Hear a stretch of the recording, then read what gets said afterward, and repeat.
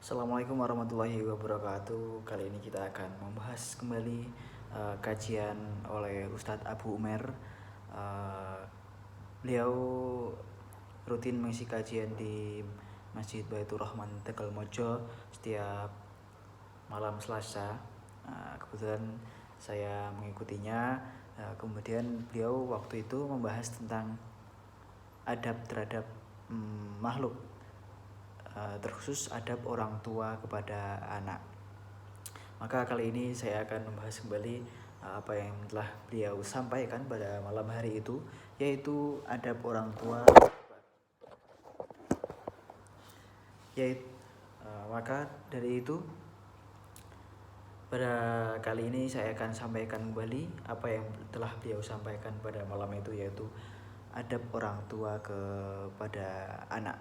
Ya, adab orang tua kepadanya, betul. Jadi tidak cuman anak ya yang harus memiliki adab. Misalnya anak yang harus beradab kepada orang tua, tetapi orang tua juga harus beradab kepada anak. Ada dalilnya juga, yaitu wal walidatu yurdi'na auladahunna haulaini kamilain liman arada ayyutimar radha'ah wa 'alal mauludi lahu rizquhunna wa kiswatuhunna bil ma'ruf la tukallafu nafsun illa wus'aha la tudurru walidatun biwalidaha wala mauludun lahu biwaladihi walal warithi mithlu dhalik fa in arada fisalan ad-daradim minhuma wa tashawurin fala junaha alaihima wa in aradtum an tastardi'u auladakum fala junaha alaikum idza sallamtum ma ataitum bil ma'ruf wattaqullaha wa alamu annallaha bima ta'maluna basir. Jadi para ibu hendaklah menyusukan anak-anaknya yang selama 2 tahun penuh, yaitu bagi yang ingin menyempurnakan penyusuan, dan kewajiban ayah memberi makan dan pakaian kepada para ibu dengan cara ma'ruf. Seorang tidak dibebani melainkan menurut kadar kesanggupannya.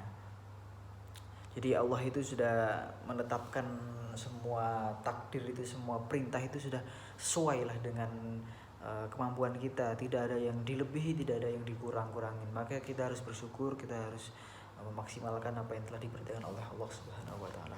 Kemudian janganlah seseorang ibu menderita kesengsaraan karena anaknya, dan seorang ayah karena anaknya. Dan waris pun berkewajiban demikian. Apabila keduanya ingin menyapih sebelum 2 tahun dengan kerelaan keduanya dan permusyawaratan, maka tidak ada dosa atas keduanya. Dan jika kamu ingin anakmu disusukan oleh orang lain, maka tidak ada dosa bagimu apabila kamu memberikan pembayaran menurut yang patut. Bertakwalah kamu kepada Allah dan ketahuilah bahwa Allah Maha melihat apa yang kamu kerjakan. Itu dalil dan arti dari salah satu dalil dari adab orang tua terhadap anak. Jadi kita perinci lagi ya. Jadi saya sebutkan adab-adabnya, yaitu ada laki-laki hendak mencari laki-laki ini sebelum menikah nih, hendaknya mencari calon istri yang nanti sebagai ibu bagi anak nanti yang baik. Karena mau tidak mau istri kita nanti sebagai ibu dari anak-anak kita nanti itu sebagai sekolah pertama, sebagai pendidik bagi anak-anak kita semua, sehingga kita diperintahkan sebagai laki-laki untuk memilih calon ibu yang baik. Yang kita diperintahkan itu mencari yang solehah, itu yang paling utama ya. Kemudian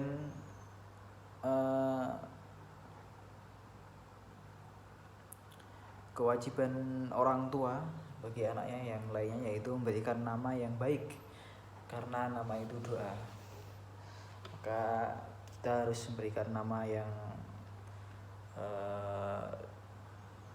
baik artinya, sehingga itu sebagai doa untuk anak-anak kita nanti kelak nanti itu sebagai bisa jadi menjadi wasilah, karena nama kita beri nama baik, maka baik juga anak kita nanti. Kemudian ya kita sebagai orang tua harus memberikan nama yang baik, memberikan anak kita mau jadi seperti apa, kita berikan nama seperti apa.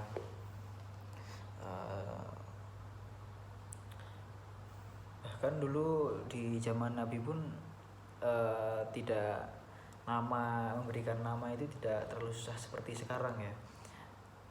Misalnya Ahmad bin Ahmad dulu itu, dan sebagainya, tidak usah beri yang begitu sulit tapi maknanya harus yang bagus, yaitu untuk doa. Kemudian memberikan akikah di hari ke-7 setelah lahir. Nah, itu kewajiban orang tua untuk anaknya ya, harus mengakikahkan kambing. Kemudian memberikan kelemah lembutan, memberikan rizki, sandang, pangan, papan, memberikan makan yang sehat, kemudian pakaian yang rapi, kemudian tempat tinggal, kemudian memberikan pendidikan terbaik. Dari sejak kecil harus kita beri pendidikan yang baik. Maka dari itu ya yang di awal tadi, kita harus mencari calon ibu yang baik juga. Maka di rumah itu juga sebagai sekolah pertama bagi anak-anak kita nanti. Maka berikan sekolah yang terbaik dari TK, kemudian SD, SMP, SMA. Diusahakan semestinya pendidikan itu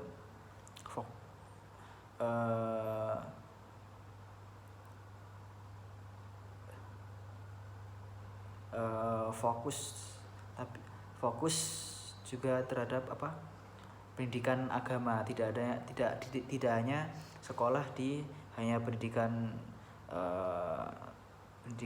dunia, tapi juga harus yang paling diutamakan itu pendidikan agama.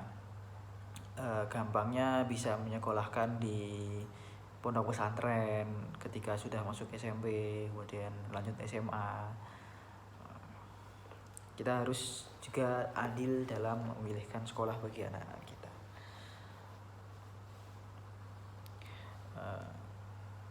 Jadi masuk ke dalam pondok itu ya bukan untuk misalnya anaknya nakal terus kita masukkan ke pondok, tapi ya kita agar menjadi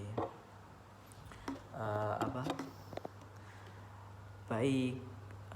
Tentunya kita juga harus mengharap ridha Allah Subhanahu wa Ta'ala ketika kita menyekolahkan anak-anak kita di pondok yang notabene-nya belajar lebih ke dalam agama. Kemudian memberikan perhatian terbesar dalam pendidikan Islam, yaitu tadi senantiasa mengingatkan kewajiban anak, kewajiban sholat dan lain-lain. Jadi sejak dini sudah kita ajarkan, sudah kita kenalkan dengan sholat, apa itu kewajibannya. Yang paling gampang ya sholat, kemudian kewajibannya ya sekolah, ya yang lain-lain lah, yang kewajibannya. Sehingga dari kecil itu kita harus selalu mengajak dulu kewajibannya, sehingga nanti ketika sudah waktunya balik, anaknya itu tidak kaget, tidak langsung misalnya sebelumnya tidak pernah diajak, tapi langsung ketika balik langsung disuruh sholat gitu, maka kan kaget. Jadi sebelum balik pun harus diajak untuk mengenal kewajiban-kewajibannya.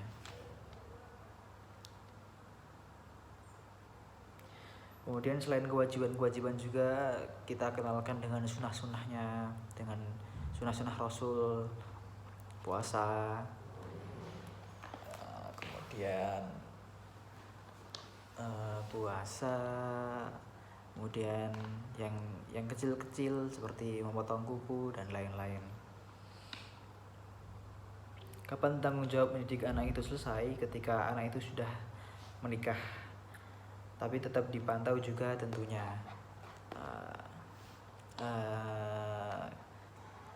Kewajiban kita sebagai orang tua nanti misalnya sudah punya anak, kapan kita sudah tidak berkewajiban untuk membimbing, mendidik anak kita itu ketika anak kita sudah menikah, ketika sudah meminang anak orang begitu. Tapi tentunya tidak kita lepas sama sekali, tentunya kita tetap pantau. Jangan sampai anak-anak kita itu melenceng dari Islam, keluar dari Islam.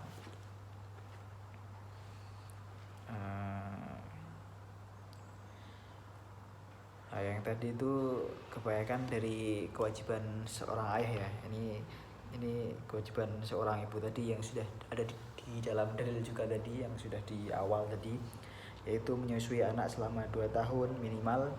Bahkan ada cerita seorang perempuan yang berzina kemudian datang kepada Nabi meminta dirajam, namun disuruh pulang karena beliau telah mengandung anak hasil perzinahannya itu. Kemudian disuruh pulanglah oleh Nabi Muhammad. Kemudian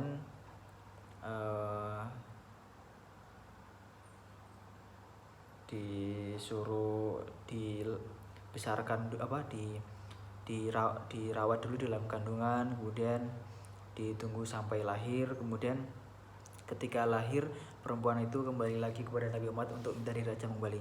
Kemudian Nabi Muhammad menyuruhnya kembali lagi pulang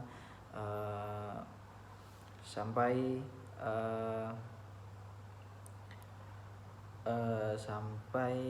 umurnya 2 tahun. Kemudian sampai umurnya 2 tahun si perempuan ini kembali lagi setelah menyusui anaknya selama 2 tahun. Kemudian kembali lagi kepada Nabi Muhammad, kemudian meminta dirajam kembali karena sebelumnya belum dikabulkan oleh Nabi Muhammad. Kemudian pada itu setelah 2 tahun dia kembali, kemudian minta dirajam oleh Nabi Muhammad, kemudian barulah dirajam oleh Nabi Muhammad SAW. Karena itu ya pentingnya menyusui anak selama 2 tahun.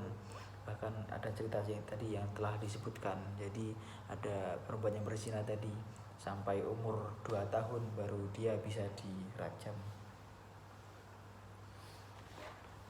Kemudian memberikan benteng atau tameng dari jeratan api neraka yang dapat menjauhkan dari api neraka, yaitu ketaatan kepada Allah. Kita selalu mengingatkan kepada anak-anak kita dengan tentunya menjauhkan dari maksiat-maksiat, mendekatkan diri pada yang kebaikan. Kemudian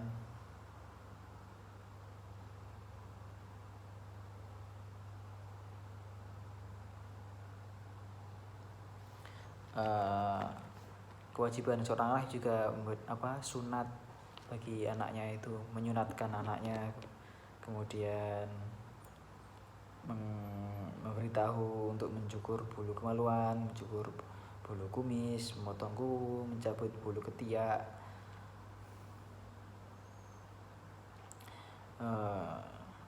Kemudian ketika sudah balik sekitar umur 10 tahun, Rasulullah mengajarkan kepada kita ketika Rasulullah memerintahkan anaknya untuk sholat, namun anaknya tidak mau, maka boleh dipukul. Tapi dipukul di sini yaitu dengan pukulan yang mendidik tentunya. Jadi Islam itu sangat sempurna, ya sudah merinci, tidak ada yang dilebih-lebihkan, tidak ada yang dikurang-kurangkan, sehingga bagi kita harus selalu bersyukur, selalu menjalani apa yang beliau perintahkan Nabi Muhammad, tanpa meninggalkan,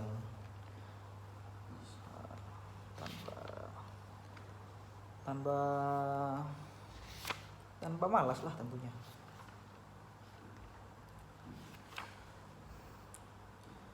Ya mungkin cukup sekian mengkaji dari kajian oleh Ustadz Abu Umair. Kajian ini juga ada di YouTube. Mungkin cukup sekian. Bila ada salah maupun kurang itu dari saya, jika ada lebih dari Allah Subhanahu wa taala. Mungkin cukup sekian. Assalamualaikum warahmatullahi wabarakatuh.